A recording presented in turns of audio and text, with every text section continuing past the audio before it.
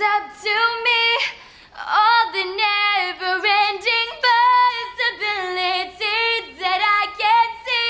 There's nothing that I can do. Who will I be? Yes, I believe I get to make the future what I want to. If I can become anyone and know the choice is up to me, who will I be? As I said before, I start people drifting during their youth. I induce them to drift through school without knowing what occupation they wish to follow in life. Here, I catch the majority of people. Habits are related. Drift in one direction, and soon you be drifting in all directions. I also use environmental habits to give me a definite grip on my victims. Here's the essence of Hill's critique of public education, written in 1938. Do you agree with him? Think of young children during kindergarten and first grade. They are enthusiastic and volunteer for everything, raising their hands and excited to learn. Now fast forward 10 years and think about those same children as high school students, the ones sitting in the back of the class, never making eye contact with adults, and absolutely never volunteering or asking a question. They have disengaged from the learning process. What happened to these children? 10 years of schooling. They perceived that to make an error would subject them to ridicule and scorn, so they ceased to participate in order to protect themselves. They are taught that the solution to all problems and conflicts lies not in their own hands and minds, but in the hands and minds of the teacher, the representative of authorities. To act independently in the face of conflict brings swift rebuke and reprisal from the teacher. The children are thus discouraged from independent thought and indoctrinated with the concept that they are incapable of resolving their own problems. Listen, you little wiseacre. I'm smart, you're dumb. I'm big, you're little. I'm right, you're wrong. And there's nothing you can do about it. A great example of intrinsic motivation is children's play. It can also be seen in any number of adult activities, such as climbing mountains, painting pictures, hiking in the woods, and even writing books. People can also feel flow or intrinsic motivation in non-leisure activities, such as their work or conversations they have with others. What is required is that people pursue activities for what the activities themselves have to offer, not for rewards or praise. In the midst of such experiences, people often report a sense of strong connection and oneness with whatever they're doing. Often, they become so deeply involved in the activity that they almost forget about themselves. Perhaps as a result, after a flow experience, they often find that much more time has passed than they would have imagined. During these experiences, people feel most themselves, as though their behavior emanates from their authentic interests and needs. They feel free and fully behind what they are doing. As such, frequent flow experiences are important ways to satisfy our needs for authenticity and autonomy.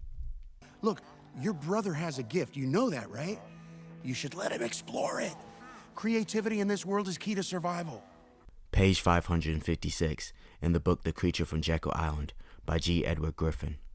In the first publication of the General Education Board, Fred Gates explains the plan. In our dream we have limitless resources, and the people yield themselves with perfect docility to our molding hand. The present educational conventions favor our minds, and unhampered by tradition, we work our own goodwill upon a grateful and responsive rural folk. We shall not try to make these people or any of their children into philosophers or men of learning or of science. We are not to raise up among them authors, orators, poets, or men of letters. We should not search for embryo great artists, painters, musicians, nor will we cherish even the humbler ambitions to raise up from among them lawyers, doctors, preachers, statesmen, of whom we now have ample supply. The task we set before ourselves is a very simple as well as a very beautiful one, to train these people as we find them to a perfectly ideal life just where they are, in their homes, in the shop, and on the farm. I see I'm digging at your pride. You thought that you could hide, that the system is a lie. Wasn't built for me to thrive. It don't love nobody like me. Diplomas won't determine who I am or who I might be. Education as a tool for human engineering. The third printout is dated 1904 and is a report issued by the General Education Board, one of the first foundations established by John D. Rockefeller Sr. The purpose of the foundation was to use the power of money not to raise the level of education in America, as was widely believed at the time, but to influence the direction of the education. Specifically, it was to promote the ideology of collectivism and internationalism.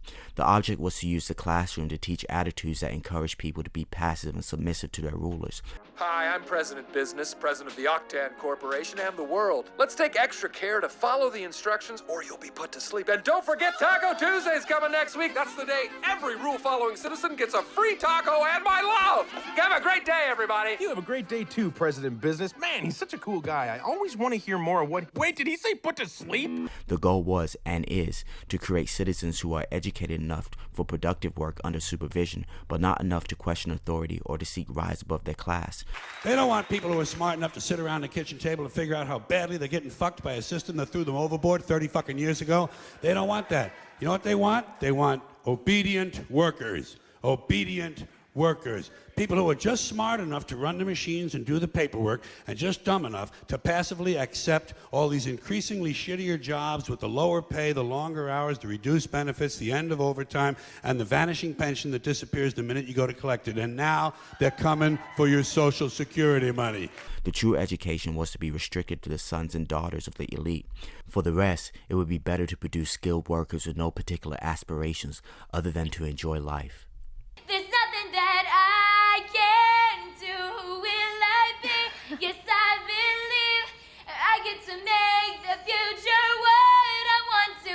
If I can become anyone and know the choice is up to me, who will I be? So now it's obvious that the education system is designed to train us into conformity. It wants to smother what makes us special, so we never become what we're meant to be, what God's calling you to be. Why would you put a kid in a room behind a desk when the sun is out for their whole entire childhood? Not put them in front of water or ocean or anything that inspires them. Dim lights. If you notice, schools, jails, and hospitals all look exactly the same. Why wouldn't it be in something inspiring? Because it's a program to keep us controlled. When you have to have order of masses, you have to have them all doing the same thing so you can know what they're doing, you can monetize what they're doing, you know how they're doing it.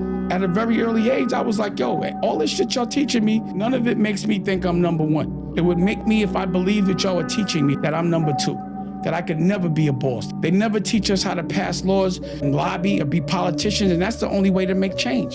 It has to be strategic. When a cycle continues over and over again without change, it's either insanity or it's intentional. Somebody's losing, which is us, but somebody's winning, which is them, and they're controlling the game.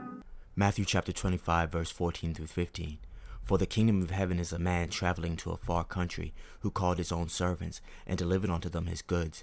And unto one he gave 5 talents, to another 2, and to another 1, to every man according to his several ability, and straightway took his journey. Then he that received the 5 talents went and traded with the same, and made them other 5 talents. And likewise he that received 2, he also gained another 2. But he that had received 1 went and digged in the earth, and hid the Lord's money. After a long time the Lord of those servants cometh, and reckoneth with them. And so he that had received 5 talents came and brought other 5 talents, saying, Lord, thou deliverest unto me 5 talents. Behold, I have gained beside them 5 talents more. His Lord said unto him, Well done, thou good and faithful servant.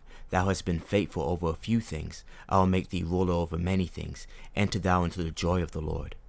Then he which had received the 1 talent came and said, Lord, I knew thee that thou art a hard man, reaping where thou hast not sown, and gathering where thou hast not strawn. And I was afraid, and went and hid thy talent in the earth. Lo, there thou hast that is thine. His Lord answered and said unto him, Thou wicked and slothful servant, thou knewest that I reap where I sow not, and gather where I have not strawn. Thou oughtest therefore to have put my money to the exchangers, and then at my coming I should have received my own with usury. Therefore take the talent from him, and give it unto him which have 10 talents. For unto every one that have shall be given, and he shall have abundance. But from him that have not shall be taken away even that which he have. And cast ye the unprofitable servant into outer darkness. There shall be weeping and gnashing of teeth. So, in my view, this parable teaches that God provides us with gifts and abilities, talents to develop. But just like the servant who buried his talent, we fail to act upon our talents and miss the opportunity to fulfill our divine purpose. If I can become anyone and know the choice is up to me, who will I be? So who are you called to be? God has given you talents. God has given you a gift. So are you cultivating it? Are you acting upon it? Or have you buried it? Remember, this talent isn't yours to keep. It's yours to use. So are you actively building on your gift, or have fear made you bury your potential?